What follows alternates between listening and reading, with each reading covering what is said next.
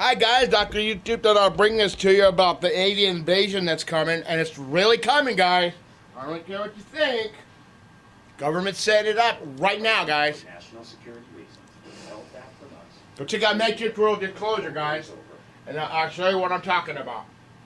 NASA just announced the discovery of 500 new planets. They're all orbiting other stars, not our sun, but one of them shares some similarities with Earth.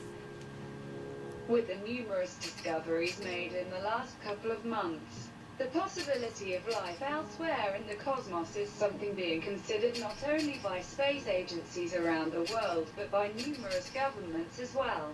Not long ago, astronomers gathered in front of Congress, US, and discussed extraterrestrial life, citing the sheer size of the universe.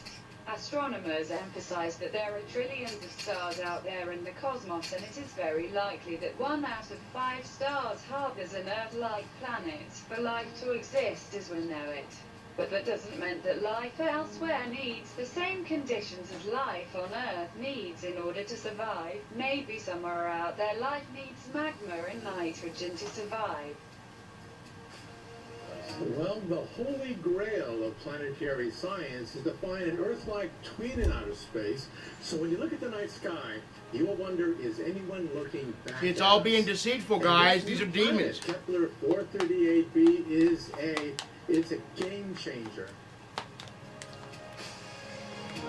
There's demons out there already. In our galaxy is certainly in the tens of billions, minimum, and we haven't even talked about the moons. And the number of galaxies we can see, other than our own, is about 100 billion. Seth Shostak, senior astronomer at California's SETI Institute.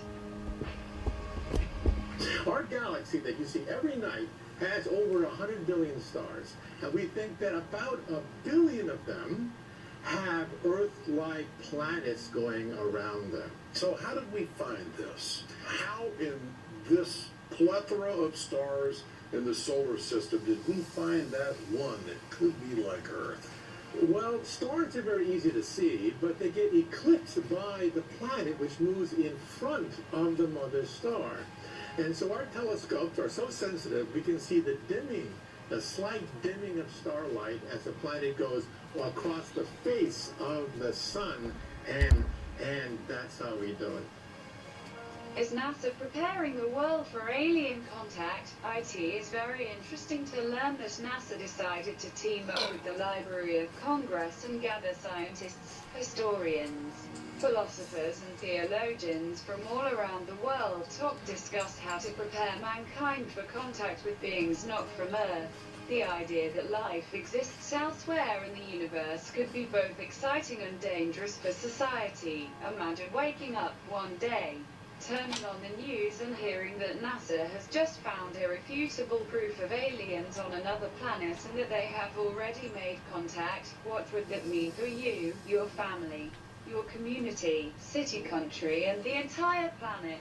How much would things change? Let's not forget the latest news about potential alien life from NASA as you're reading through this article. Criteria: similar to the same size as Earth, rotates around the sun like our star, our sun, and located in a habitable zone. Let's talk about the habitable zone. It's the Goldilocks zone, as you call it. You know, the old story. This is just right. You get too close to the star, it gets too hot. Too far away, and it's too cold for life. 1 in 5 stars has an Earth-sized planet in a habitable zone. All right? Now, astronomers from SETI are looking for confirmation about alien life near the star where NASA spotted giant, alien-like megastructures. Tabitha Boyajian, a postdoc at Yale, told The Atlantic, "We'd never seen anything like this star. It was really weird. We thought it might be bad data or movement on the spacecraft. But everything checked out." According to Jason Wright, an astronomer at the Pennsylvania State University, these structures, or better said megastructures, could be the product of a highly advanced alien civilization.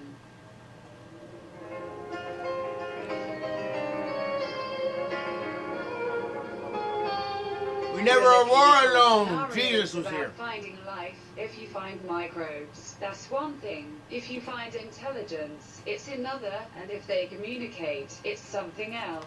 And depending on what they say, it's something else. The idea is not to wait until we make a discovery, but to try and prepare the public for what the implications might be when such a discovery is made. I think the reason that NASA is backing this is because of all the recent activity in the discovery of exoplanets and the advances in astrobiology in general. People just consider it much more likely now that we're going to find something, probably microbes first and maybe intelligence later. The driving force behind this is from a scientific point of view that it seems much more likely now that we're going to find life at some point in the future. Astronomer, symposium organizer and former chief NASA historian, Stephen J. Dick. Source, we found it particularly interesting the commentary of Brother Guy Consolongo, president of the Vatican Observatory Foundation, who stated, "I believe alien life exists, but I have no evidence. I would be really excited and it would make my understanding of my religion deeper and richer in ways that I can't even predict yet, which is why it would be so exciting."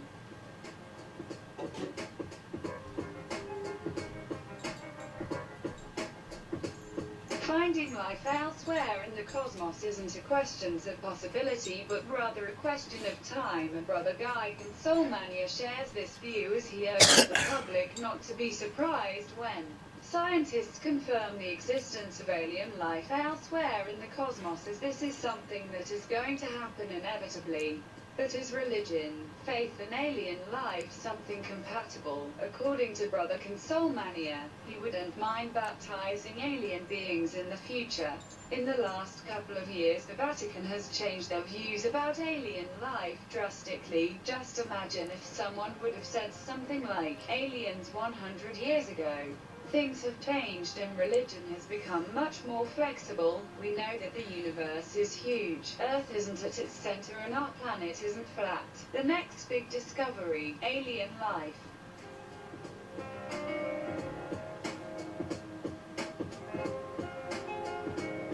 But it seems that a lot of people from around the world, astronauts and government officials, already know that life exists elsewhere. See, that's in how the it is, too. universe, Garbage and it about isn't a surprise. For example, yes, there have been crashed craft and bodies recovered. We are not alone in the universe. They have been coming here for a long time. Source, Apollo 14 astronaut, Air Force captain, and founder of the Institute of Noetic Sciences, Dr. Edgar Mitchell. Dr. Edgar Mitchell isn't the only one to talk about alien life, as there are a lot of other people who share Mitchell's point of view. In my opinion, I think they were worried that it would panic the public, so they started telling lies about it. And then I think they had to tell another lie to cover their first lie. Now they don't know how to get out of it. Now it's going to be so embarrassing to admit that all these administrations have told so many untruths. It would be embarrassing getting out of it. There are a number of extraterrestrial vehicles out there cruising around. Source, Gordon Cooper, former NASA astronaut, aeronautical engineer and test pilot. Cooper and Mitchell aren't the only NASA astronauts to talk about extraterrestrial life, as Dr. Brian O'Leary also opened up about alien life in the universe, stating the following. There is abundant evidence that we're being contacted, that civilizations have been visiting us for a very long time, that their appearance is bizarre from any type of traditional materialistic Western point of view, that these visitors use the technologies of consciousness. Astronaut and Princeton physics professor. Source. So, now that we discovered aliens are real, guys, all right, what should we do about it? Huh? What should we do with our government? Let me know, guys. Email me at ttuck6993 tt@gmail.com. And let me know what you think about all this. All right, guys? Thanks.